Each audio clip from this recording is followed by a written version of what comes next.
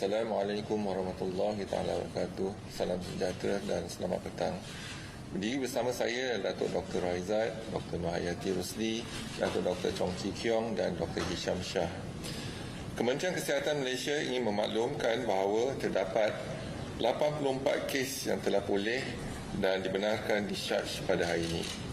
Ini menjadikan jumlah kumulatif kes yang telah pulih sepenuhnya daripada jangkitan COVID-19 dan telah discharge daripada ward adalah sebanyak 4,171 kes, iaitu bersamaan dengan 69.5% daripada jumlah keseluruhan kes. Sehingga 30 April 2020, jam 12 tengah hari, terdapat 57 kes baru yang telah dilaporkan. Ini menjadikan jumlah kes positif COVID-19 di Malaysia adalah sebanyak 6,002 kes. Oleh itu, jumlah kes aktif dengan kebolehjangkitan COVID-19 adalah 1,729 kes. Ingin dimaklumkan bahawa daripada 57 kes baru yang dilaporkan hari ini, 25 kes adalah kes import.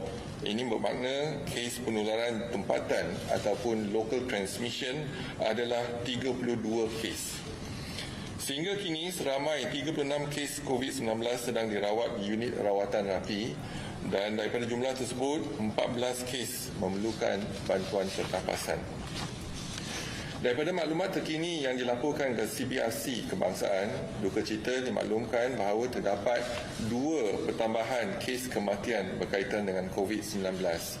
Justru jumlah kumulatif kes kematian COVID-19 di Malaysia adalah sebanyak 102 kes, iaitu bersamaan dengan 1.7% daripada jumlah keseluruhan kes.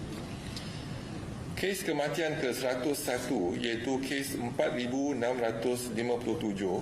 merupakan lelaki warga negara Malaysia berumur 64 tahun dan mempunyai latar belakang penyakit barah darah. Beliau mempunyai sejarah kontak rapat dengan kes positif COVID-19 daripada kluster PUI Bali di Kuantan, iaitu kes 4,476. Beliau telah dirawat di Hospital Tengku Ampuan Afzan Pahang pada 12 April 2020 dan disahkan meninggal dunia pada 29 April 2020 jam 4.14 petang. Kes kematian ke-102 iaitu kes 5,282 merupakan lelaki warga negara Malaysia berumur 72 tahun dan mempunyai latar belakang penyakit darah tinggi. Beliau telah dirawat di Hospital Umum Sarawak pada 16 April 2020 dan disahkan meninggal dunia pada 30 April 2020 jam 12.55 tengah hari. Kementerian Kesihatan Malaysia mengucapkan takziah kepada ahli keluarga mereka. Adalah dimaklumkan bahawa sehingga kini negeri Sarawak mempunyai 18 buah hospital saringan COVID-19. Ini merupakan peningkatan sebanyak 72% berbanding dengan 5 buah hospital pada fasa gelombang pertama wabak COVID-19. Terdapat 4 buah hospital yang telah dikenal pasti sebagai pusat rawatan COVID-19, iaitu Hospital Umum Sarawak, Hospital Miri, Hospital Bintulu dan Hospital Sibu. Dengan jumlah katil 736 yang dikhaskan bagi kes COVID-19. Hospital-hospital ini dilengkapi dengan 63 katil rawatan klinik kritikal dengan 112 mesin bantuan pernafasan. Selain daripada itu, terdapat 5 buah fasilitis yang telah dikenal pasti sebagai pusat kuarantin dan rawatan risiko rendah dengan kapasiti 901 buah katil. Kini terdapat 4 buah makmal yang boleh menjalankan ujian pengesahan COVID-19, iaitu Hospital Umum Sarawak, Hospital Sibu, Hospital Miri dan Universiti Malaysia Sarawak. Secara keseluruhannya, jumlah ujian pengesahan yang dapat dijalankan di 4 makmal ini adalah 898 ujian dan ini akan dipertingkatkan ke 1,040 ujian sehari. Hospital Umum Sarawak bakal mendapat sebuah mesin lab turbo yang dijangka beroperasi pada awal Mei 2020 dengan kapasiti 200 ujian sehari. Hospital Bintulu juga dijangka menjalankan ujian mulai pertengahan bulan Mei dengan kapasiti 50 ujian sehari. Sekiranya ada keperluan, Kementerian Kesihatan akan menghantar sampel ke makmal swasta sebagai satu perancangan peningkatan kapasiti makmal jangka pendek. Sehingga 30 April 2020 jam 12 tengah hari terdapat sebanyak 3 kluster yang telah dikenal pasti di negeri Sarawak, iaitu kluster pertama, kluster persidangan keagamaan di sebuah gereja di Kuching, Sarawak yang hari ini mencatatkan 1 kes baru, menjadikan jumlah kes positif COVID-19 di kluster ini adalah 176 kes. Daripada jumlah kes positif COVID-19 tersebut, 86 kes discharge yang telah pulih sepenuhnya dan 85 kes sedang dirawat di ward biasa di hospital. 2 kes dirawat di unit rawatan rapi dan 3 kes kematian telah dicatatkan, iaitu kes 358, kes 2471 dan kes 2864. Kluster kedua iaitu kluster Person Under Investigation PUI Italy, tiada kes baru dilaporkan hari ini, menjadikan jumlah kes COVID-19 kluster ini adalah kekal 63 kes. Daripada jumlah kes positif COVID-19 tersebut, 26 kes telah discharge dan pulih sepenuhnya dan 31 kes sedang dirawat di ward biasa di hospital. 1 kes kritikal dirawat di unit rawatan rapi dan 5 kes kematian telah direkodkan, iaitu kes 1031, kes 1032, kes 1006 dan kes 2850 dan kes 2210. Kluster ketiga iaitu kluster Hospital Umum Sarawak yang melibatkan anggota kesihatan Hospital Umum Sarawak. Pada hari ini terdapat 2 kes baru, menjadikan jumlah kes COVID-19 kluster ini adalah sebanyak 56 kes.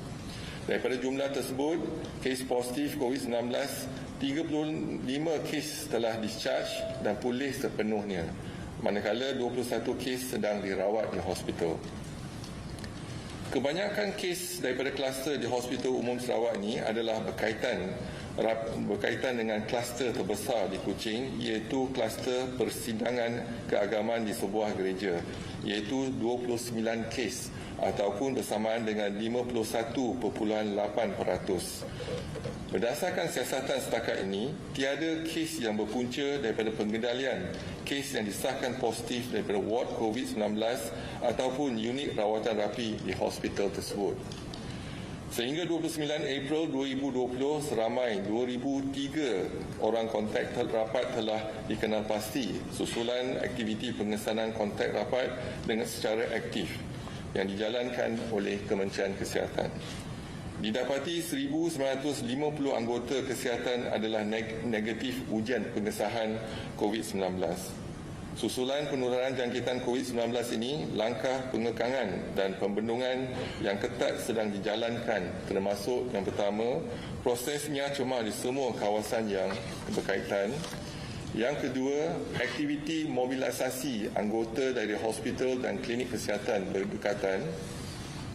Yang ketiga ialah amalan jarak sosial selamat, pemakaian kelengkapan pelindung diri iaitu PPE mengikut keperluan serta pemantauan yang ketat di semua kawasan umum. Yang keempat, penjagaan pesakit yang rendah imuniti telah dipindahkan ke fasilitis berdekatan. Yang kelima, pengaturan tempat kediaman anggota kesihatan.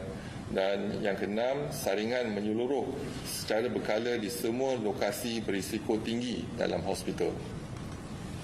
Semua anggota kesihatan yang terbabit akan menjalani ujian saringan mengikut garis panduan yang ditetapkan oleh Kementerian Kesihatan dan telah memulakan aktiviti perkhidmatan kesihatan, iaitu Kementerian Kesihatan telah memulakan aktiviti perkhidmatan kesihatan mental dan sokongan psikososial di semua fasilitis Kementerian Kesihatan, termasuk aktiviti bantuan awal psikologi iaitu psychological first aid secara individu dan berkumpulan. Sokongan emosi dan kaunseling kepada anggota-anggota kesihatan turut diberikan melalui perkhidmatan atas talian yang telah diwujudkan di peringkat hospital dan negeri. Langkah-langkah pembendungan secara aktif ini telah diambil bagi memastikan kelangsungan perkhidmatan di Hospital Umum Sarawak adalah terjamin. Sehingga kini perkhidmatan kritikal di Hospital Umum Sarawak adalah berjalan seperti biasa dan Kementerian Kesihatan sememangnya memantau rapi perkara ini. Kementerian Kesihatan akan memantau kejadian jangkitan ini dan orang ramai dinasihatkan untuk terus duduk di rumah, sentiasa mengamalkan kebersihan diri yang tinggi seperti kerap membasuh tangan dan mengamalkan jarak sosial yang selamat sekurang-kurangnya 1 meter daripada orang lain.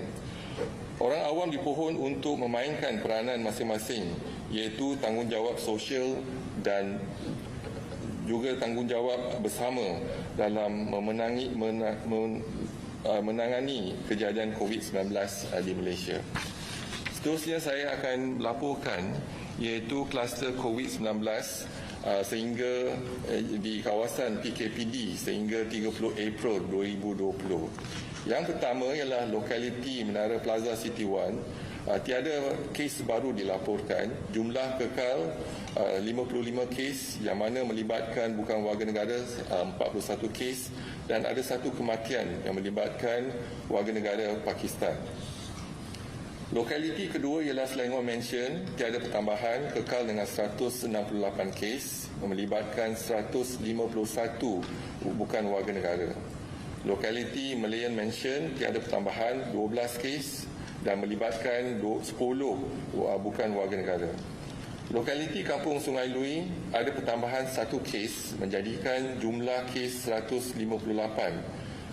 Lokaliti Pusat Bandar Utara dan sekitar Pasar Borong ada pertambahan 4 kes, iaitu menjadikan jumlah 83 kes, di mana 17 adalah kes luar PKPD dan juga melibatkan 1 kematian iaitu warga Myanmar. Lokaliti Selayang Baru ada pertambahan 10 kes, menjadikan jumlah kes positif ialah 11 dan bukan warga negara adalah 5 kes. Seterusnya dimaklumkan kluster perhimpunan di Masjid Siftaling. Setakat ini sampel yang diambil adalah 33,121 dan jumlah kes yang positif ialah 2,175 melibatkan 5 generasi. Ingin dimaklumkan daripada 311 madrasah dan sekolah tahfiz telah dikenal pasti 15,350 pelajar, guru dan kaki tangan. Ujian sampel telah diambil adalah 7,192 bersamaan dengan 46.9% dan daripada jumlah itu 369 adalah positif, iaitu bersamaan dengan 5.1%. Seterusnya laporan lain-lain kluster COVID iaitu sehingga 30 April 2020 iaitu kluster pertama iaitu petugas kesihatan Kuching ada pertambahan 2 kes dan jumlah kes ada 56. Kluster kedua ialah kluster Sendayan ada pertambahan 1 kes menjadikan jumlah 82 kes. Kluster ketiga persidangan gereja ada pertambahan 1 kes menjadikan jumlah kes 176. Kluster pesantren ada pertambahan kes baru menjadikan jumlah 164. Kluster Majlis Perkahwinan Bandar Baru tiada pertambahan dan kekal 96 kes. Dan kluster yang lain juga tiada pertambahan. Seterusnya laporan warga negara dan pelajar yang pulang daripada luar negara, 251 didapati positif, iaitu pertambahan 25 kes pada hari ini. Dan jumlah yang dikuarantin adalah 24,238. Sampel pertama yang diambil ialah 16,327 dan sampel kedua ialah 7,386.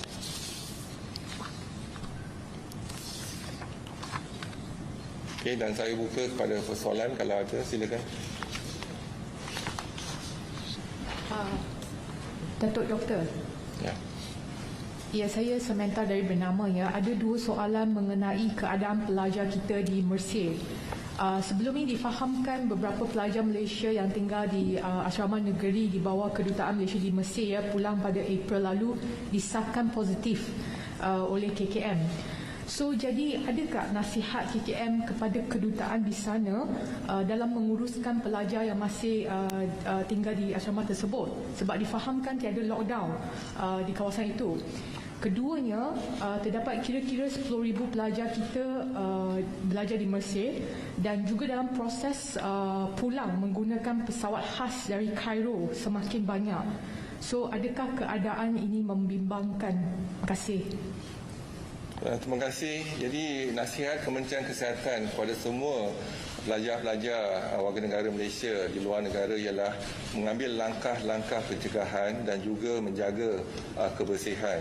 Jadi kalau boleh mereka amalkan iaitu jarak sosial yang selamat, social distancing, dan juga mengamalkan kebersihan, sentiasa mencuci tangan dan kalau boleh menggunakan topeng hidung dan mulut.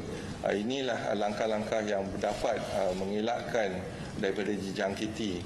Tetapi apa yang penting ialah kita dimaklumkan ramai lagi pelajar-pelajar warga negara Malaysia yang masih di luar negara dan ingin pulang ke negara kita. Jadi SOP kita tetap, iaitu kalau mereka pulang kita akan kuarantinkan mereka dulu dan kita akan ambil swab untuk setiap pelajar. Dan hari ini kita lihat ada pertambahan sebanyak 154 kes pelajar-pelajar yang positif.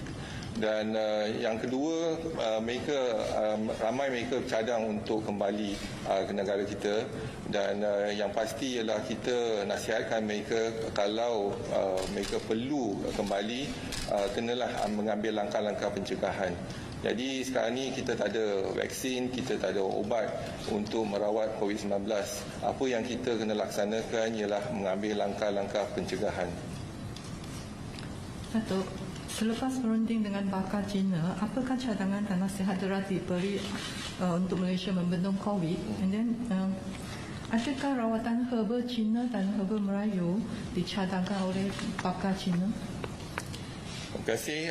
Kita dah ada perbincangan dengan mereka dan dalam perbincangan tersebut kita membincangkan secara detail daripada tindakan kita secara contohnya di kesihatan awam dan juga berbincang dengan secara teliti dalam isu-isu berkaitan dengan makmal dan juga perawatan di hospital-hospital.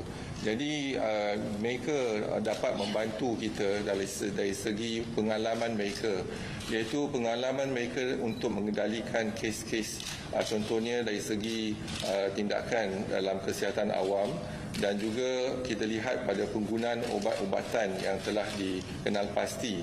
Dan esok kan kita akan ada exit conference bersama dengan mereka dan mungkin kita akan berbincang dengan lebih terperinci lagi. Sekurang-kurangnya mereka memberi keyakinan kepada kita apa tindakan kita yang telah berkesan dan juga kelemahan-kelemahan mereka yang dapat kita belajar dan juga cuba dielakkan untuk kita mengulangi kelemahan yang sedia ada dalam sistem tersebut. Jadi itu penting untuk kita bersama berbincang dengan mereka. Jadi dengan lawatan mereka tu saya rasa Kementerian Kesihatan dan juga warga kementerian yang berbincang mereka sedikit sebanyak dapat manfaat daripada situ. Yang kedua ialah isu menggunakan traditional complementary medicine, iaitu mungkin bukan sebagai satu rawatan tetapi sebagai satu complementary, iaitu untuk penyembuhan yang baik dan sebagainya. Jadi memang untuk COVID-19 tiada rawatan lagi. Tetapi apa yang mereka cadangkan ialah cara contohnya penggunaan acupuncture dan juga penggunaan herba dan herba mungkin boleh mempercepatkan kesembuhan ataupun dalam perawatan tersebut. Assalamualaikum. Assalamualaikum Datuk. Khalida dari Bernama. Ada syarikat penerbangan dalam negara yang sudah memulakan penerbangan domestik semalam dan lepas ni akan ada beberapa penerbangan ke negara Asia Tenggara. Contohnya Thailand, Filipina dan Indonesia, tapi penerbangan itu tertakluk kepada keputusan kerajaan dalam tempoh terdekat ni. Jadi nasihat KKM kepada rakyat negara ni yang mungkin mahu melancong dalam tempoh tersebut dengan adanya kemudahan ni, dan jika mengikut kajian KKM, berapa lama sepatutnya masa bagi masyarakat negara ni perlu mengelak dari melancong ke luar negara, dan negara kita juga berapa lama perlu tutup pintu kepada pelancong asing, terutama selepas PKP tamat. Terima kasih. Terima kasih. Jadi kalau kita lihat tindakan, kita ada 4 tindakan setakat ini untuk kita laksanakan dari tempoh PKP 1, 2 dan 3 dan masuk PKP keempat. Tindakan pertama yang paling penting ialah kawalan sempadan. Jadi masih lagi kita pertingkatkan kawalan sempadan. Hari ini kita lihat banyak kes-kes yang kembali dari luar negara, warga negara Malaysia yang didapati positif itu 154 kes. Jadi kawalan sempadan amatlah penting dan kita di PKP keempat diperketatkan lagi.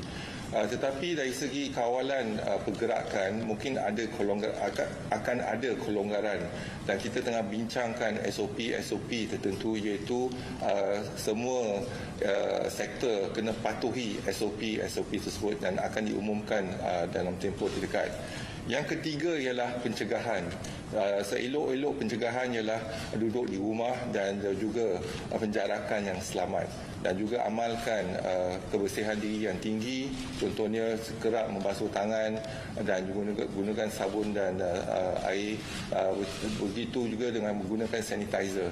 Jadi inilah 4 yang langkah-langkah yang kita jalankan setakat ini, dan kita berjaya sebab kawalan pergerakan dan juga kawalan pergerakan adalah untuk kita mengurangkan kes secara mendadak, dan hari ini kita dapat angka kes-kes yang positif telah berkurangan lebih tempoh seminggu ialah 2 angka. Jadi kita harus kekalkan tindakan kita, keempat tindakan kita, dan yang pasti kita perlu kerjasama daripada rakyat, iaitu tanggungjawab sosial dan juga social disiplin di kalangan rakyat untuk mengamalkan jarak penjarakan yang selamat dan juga menjaga kebersihan diri yang tinggi. Dan dari segi berbanding dengan negara-negara lain, contohnya di luar negara, apabila mereka tamatkan PKP contohnya, mereka termasuk juga dengan kawalan sempadan. Tapi kita tak tamatkan lagi PKP dan juga kita perketatkan lagi kawalan sempadan kita. Assalamualaikum Datuk. Nak tanya berapa ramai warga asing yang sudah disaring dan berapa anggaran kos yang sudah kita belanjakan untuk mereka, dan difahamkan saringan untuk swab test semuanya percuma. Jadi kalau berbayar berapakah untuk seorang? Dan satu lagi mengenai kes di Kulai Johor, yang tular mengatakan ada yang tidak kilang yang tidak mengikut SOP, maknanya tiada penjarakan sosial dan apa, dan sekiranya apa akan KKM akan syorkan supaya tutup ataupun apa tindakan sekiranya tidak mengikut SOP? Terima kasih. Okay. Terima kasih. Yang untuk bukan warga negara yang telah disaring adalah 21,271 dan kes yang positif di kalangan bukan warga negara ialah 811 iaitu bersamaan dengan 3.8%. Jadi dalam rawatan 376 masih dalam rawatan, iaitu 46.4%, dan yang telah sembuh warga negara bukan warga negara yang telah sembuh 431, iaitu bersamaan dengan 53.1%, dan ada 4 kematian melibatkan bukan warga negara, iaitu 0.5%. Dan SOP Kementerian Kesihatan ialah garis panduan untuk semua kilang-kilang. Contohnya kalau kilang-kilang tak memenuhi atau tak patuh kepada SOP, kita akan buat pemantauan dan juga kita akan ambil tindakan. Kalau tak dapat mematuhi juga, kita mungkin akan tutupkan kilang tersebut untuk tempoh mereka, memberi masa mereka untuk mematuhi SOP dan garis panduan Kementerian Kesihatan. Kos yang dianggarkan untuk ujian, kalau kos di luar lebih kurang dalam 300. Jadi sekarang ni kalau lebih banyak kita uji, kos dia akan lebih kurang sikit. Jadi mungkin dalam 200 hingga 300 ringgit lah. Assalamualaikum Datuk, Haris dari Malaysia Kini.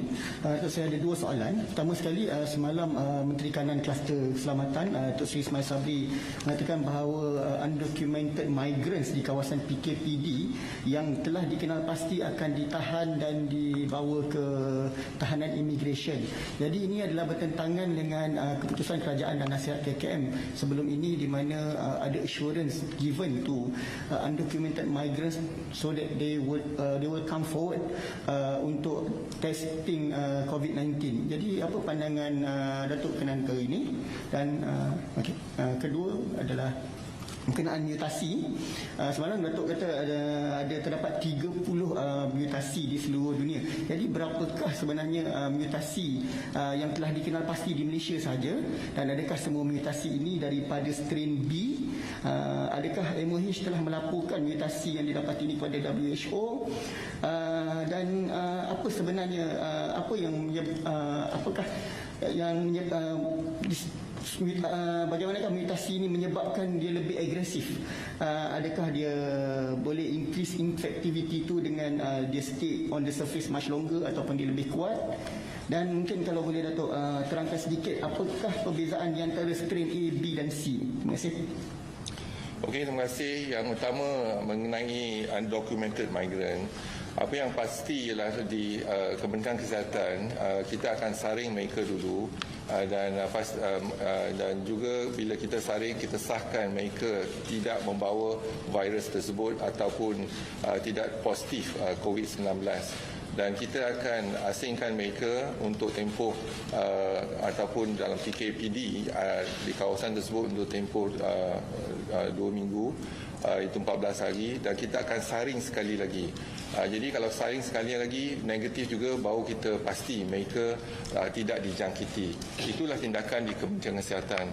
Selebih daripada itu kita serah pada Majlis MKN untuk mengambil tindakan yang seterusnya. Yang kedua, isu mutasi. Jadi mutasi ini kalau kita lihat telah dilaporkan ada 3 strain, iaitu strain A, strain B dan strain C. Mungkin asal dia daripada strain A, tetapi strain A daripada kelawar dan sebagainya, tetapi virus tersebut telah ada mutasi dan jadikan strain B dan B ke strain C. Dan telah dimaklumkan iaitu di Wuhan ialah strain B, dan Singapura dan juga di Eropah ialah strain C. Tetapi apa yang kita telah laksanakan di Makmal ialah pengasingan virus tersebut dan juga kita kutur virus tersebut. Dan kita dapati virus tersebut adalah daripada strain B. Dalam strain B itu ada mutasi dia. Jadi kita kena lihat strain B dan mutasi dengan virus yang berkenaan, dan apakah yang kita kena bandingkan juga. Ini tengah dalam peringkat awal untuk kajian pendidikan kita. Jadi sekarang ni kita telah nasihatkan IMR untuk menjalankan lebih banyak lagi pengasingan virus dan juga kutur virus tersebut, semoga supaya kita dapat kenal pasti daripada virus yang daripada gelombang pertama, daripada gelombang kedua, daripada pesakit-pesakit yang positif datang dari negara yang lain. Contohnya daripada Itali, contohnya daripada Iran, contohnya daripada US dan UK. Jadi baru kalau kita dah dapat senarai virus-virus tersebut dan kita buat kajian, baru kita dapat ataupun dapat informasi yang lebih mengenai virus tersebut. Harus diingatkan, virus ini adalah virus corona, novel coronavirus, iaitu virus yang baru. Jadi ramai di antara kita tak ada maklumat yang lebih mengenai virus tersebut. Jadi dengan menjalankan pendidikan, iaitu pengenalian dan juga kita dapat informasi yang terkini, iaitu dari segi mutasi dan sebagainya, mungkin ini akan membantu kita. Dan apa yang penting ialah informasi-informasi yang kita dapat kita akan salurkan kepada Pertubuhan Kesihatan Sedunia dan mereka akan lihat. Jadi untuk kita dokumentasikan novel coronavirus ni, iaitu dari segi mutasi di mana, di kondon mana dan sebagainya. Jadi kita boleh kenal pasti apa ni corak dan juga identiti virus tersebut. Jadi ini adalah penting untuk kita adakan kerjasama yang padu di antara negara-negara lain di bawah payung Pertubuhan Kesihatan Sedunia. Yang warga asing tu, adakah PKM tak khawatir bahawa mereka ni tindakan kepada warga asing ni di kawasan PBD akan membuat warga asing di luar tidak tampil ke depan Kalau kita contohnya kalau kita melaksanakan targeted approach, jadi kita melihat pada satu kawasan lokaliti tersebut dan kita telah kenal pasti warga asing di kawasan tersebut. Dan jadi yang penting ialah kita melaksanakan ujian yang pertama. Kalau ujian pertama ialah negatif, kita kena tunggu 14 hari. Tapi kita nak kalau warga asing untuk tampil ke depan, terutama mereka yang telah hadir ke perhimpunan Sri Petaling tu, kalau mereka tampil ke depan, kita akan laksanakan ujian. Yang penting ialah kita pastikan mereka tak ada jangkitan COVID-19. Sama ada mereka akan diambil tindakan dan seterusnya, itu kita serahkan kepada MKN. Okey, terima kasih.